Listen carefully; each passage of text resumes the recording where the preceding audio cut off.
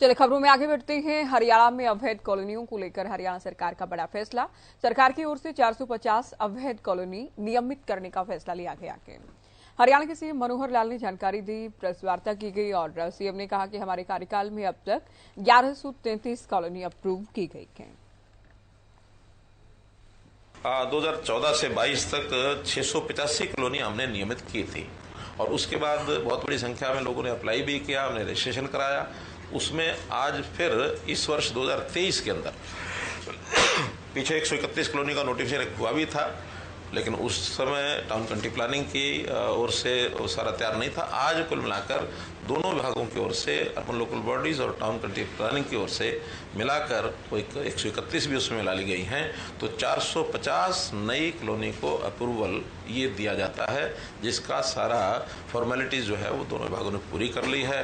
Notification या तो हो गया होगा या फिर आज हो जाएगा। जब भी उनकी कोई रजिस्ट्री होती है, कोई इंतकाल होता है या कोई और उनको जरूरत पड़ती है, उसी समय वो जमा करा सकते हैं। पहले चाहे तो पहले भी करा सकते हैं, करा मना नहीं है, बल्कि पहले कराने का एक लाभ ये भी होता है कि आज की दर के ऊपर 5% को देना होगा।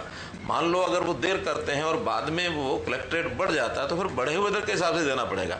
तो इसलिए ये जो कलेक्ट्रेट है इसकी संभावना साल दर साल बदलने रहने की होती है, तो बदलने का वजन आगे न पड़े, इसलिए मैं तो अपील यही करूंगा कि जितना जल्दी हो सके उस डेवलपमेंट चार्ज को जमा कराएं, ताकि उनका जो बोझ है वो समाप्त हो जाए। फिर भी अगर कोई नहीं कर सकता तो बाद में भी करना चाहे कर सकता है, लेकिन जो ट्रांजैक्शन कोई होती है तो उसके समय उसको जो किया जाएगा। जिसका जैसा पास्ट होता है ना, उसकी आंखों में वही चश्मा होता है।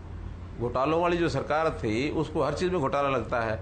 अब एक नई विधि, नया विधान लेकर के आया कि हर एक प्रॉपर्टी की आइडेंटिफिकेशन होनी चाहिए, और वो इतना बड़ा काम था हरियाणा का। उस हरियाणा के काम को करने के लिए हमने कंपनी को लगाया, याशी नाम की कंपनी थी। बाद में शिकायतों के आधार पर उसमें कुछ गलतियां जो मिली, उस गलतियों को ठीक करने का काम किया। 4.5 लाख के लगभग प्रॉपर्टीज अच्छी थी जिसके अंदर गलतियां पाई गई, उसमें से 3.5 लाख ठीक हो गए, मात्र 1 लाख अभी बची है।